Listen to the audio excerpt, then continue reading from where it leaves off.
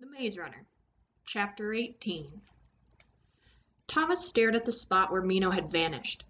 A sudden dislike for the guy swelled up inside him.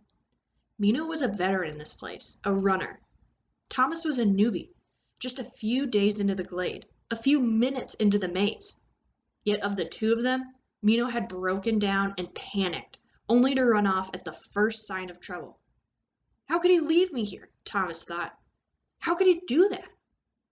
The noises grew louder, the roar of engines intersped with rolling, clanking sounds like chains hoisting machinery in an old, grimy factory. And then came the smell, something burning, oily. Thomas couldn't begin to guess what was in store for him. He'd seen a griever, but only a glimpse and through a dirty window. What would they do to him? How long would he last? Stop, he told himself. He had to quit wasting time waiting for them to come and end his life. He turned and faced Albie, still propped against the stone wall, now only a mound of shadow in the darkness. Kneeling on the ground, Thomas found Albie's neck, then searched for a pulse. Something there. He listened to his chest like Mino had done. Ba-bump, ba-bump, ba-bump. Still alive. Thomas rocked back on his heels, then ran his arm across his forehead, wiping away the sweat. At that moment, in the space of only a few seconds, he learned a lot about himself, about the Thomas that was before. He couldn't leave a friend to die, even someone as cranky as Albie.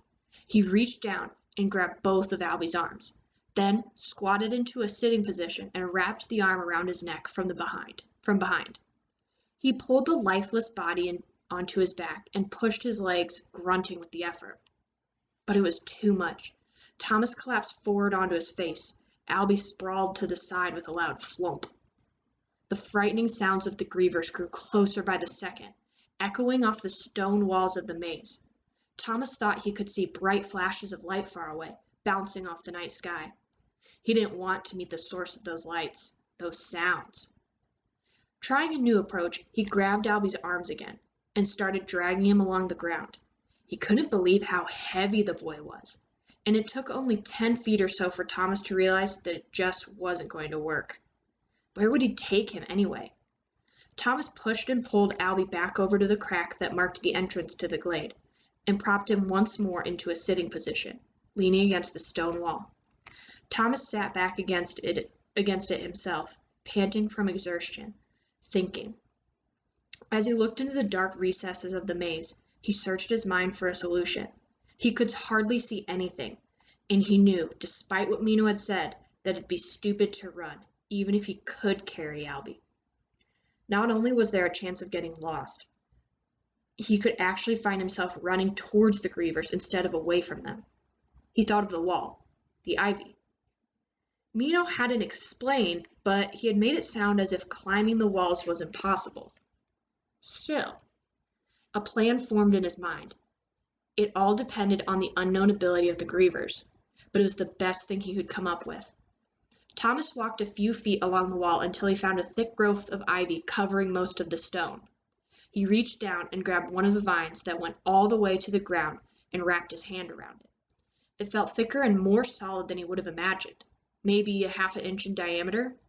He pulled on it, and with the sound of thick paper ripping apart, the vine came unattached from the wall. More and more as Thomas stepped away from it.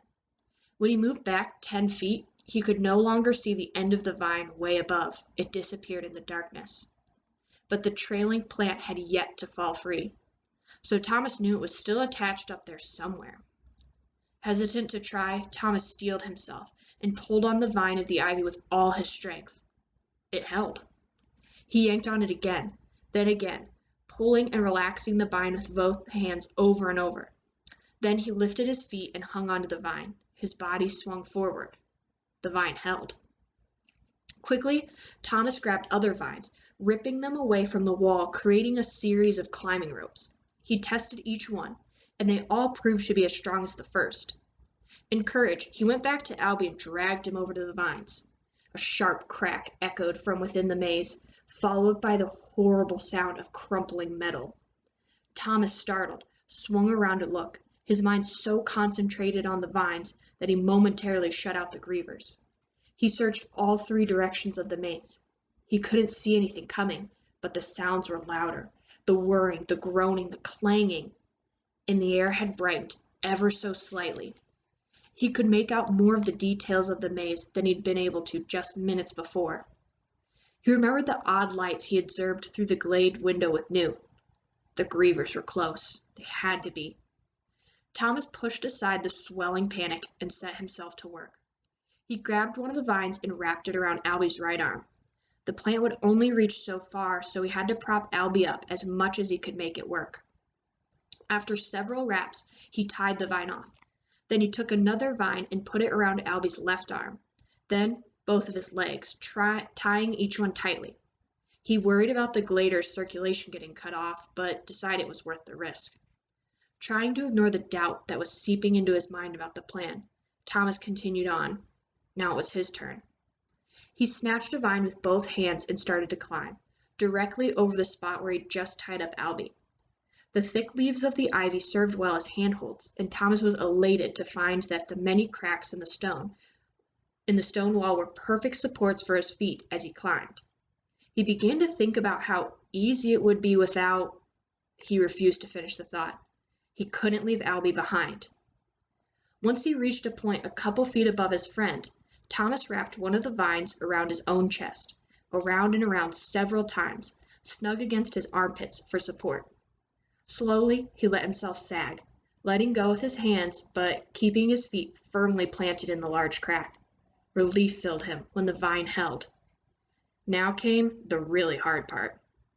The 4 vines tied to Albie below hung tightly around him.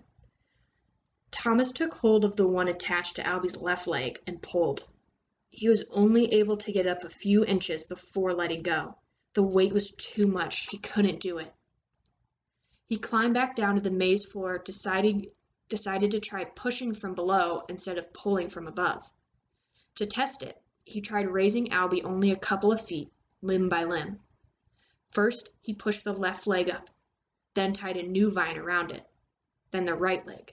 When both legs were secure, Thomas did the same thing with Albie's arms, right, then left. He stepped back, panting, to take a look. Albie hung there, seemingly lifeless, now 3 feet higher than he'd been 5 minutes earlier. Clangs from the maze, whirs, buzzes, moans.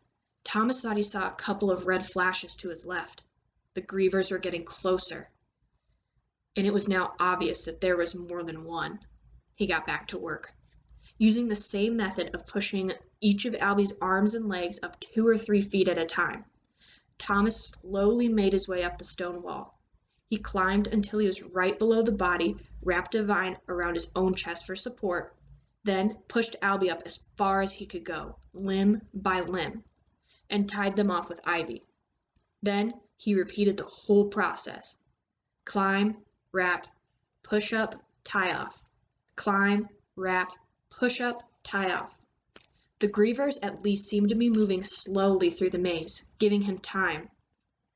Over and over, little by little, up they went. The effort was exhausting. Thomas heaved in every breath, felt sweat covering every inch of his skin. His hands began to slip and slide on the vines. His feet ached from pressing into the stone cracks.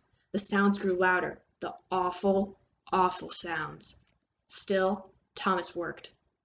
When they reached a spot about 30 feet off the ground, Thomas stopped, swaying on the vine he tied around his chest. Using his drained, rubbery arms, he turned himself around to face the maze. An exhaustion he hadn't known possible filled every tiny particle of his body. He ached with weariness. His muscles screamed. He couldn't push Albie up another inch. He was done. This was where they'd hide or make their stand. He'd known they couldn't reach the top. He only hoped the Grievers couldn't or wouldn't look above them. Or at the very least, Thomas hoped he could fight them off from high up, one by one, instead of being overwhelmed on the ground. He had no idea what to expect. He didn't know if he'd see tomorrow. But here, hanging in the ivy, Thomas and Albie would meet their fate. A few minutes passed before Thomas saw the first glimmer of light shine off the maze walls up ahead. The terrible sounds he heard escalate for the last hour took on a high-pitched, mechanical squeal, like a robotic death yell. A red light to his left on the wall caught his attention. He turned and almost screamed out loud. A beetle blade was only a few inches from him, its spindly legs poking through the ivy and somehow sticking to the stone. The red light of its eye was like a little sun, too bright to look directly at. Thomas squinted and tried to focus on the beetle's body. The torso was a silver cylinder, maybe 2 or 3 inches in diameter and 10 inches long. 12 jointed legs ran along the length of its bottom, spread out, making the thing look like a sleeping lizard. The head was impossible to see because of the red beam of light shining right at him, though it seemed small. Vision its only purpose, perhaps. But then Thomas saw the most chilling part. He thought he'd seen it before, back in the glade, when the beetle blade had scooted past him and into the woods. Now it was confirmed. The red light from its eye cast a creepy glow on 6 capital letters smeared across the torso, as if they had been written with blood. Wicked. Thomas couldn't imagine why that one word would be stamped on the beetle blade, unless for the purpose of announcing to the gladers that it was evil, wicked. He knew it had to be a spy for whoever had sent them here. Albie had told him as much, saying the beetles were how the creators watched them. Thomas stilled himself, held his breath, hoping that maybe the beetle only detected movement. Long seconds passed, his lungs screaming for air. With a click and then a clack, the beetle turned and scuttled off, disappearing into the ivy. Thomas sucked in a huge gulp of air, then another, feeling the pinch of the vines tied around his chest. Another mechanical squeal screeching through the maze, close now, followed by the surge of revved machinery. Thomas tried to imitate Albie's lifeless body hanging limp in the vines. Then something rounded the corner up ahead and came toward them. Something he'd seen before, but through the safety of thick glass. Something unspeakable. A griever. That is the end of chapter 18.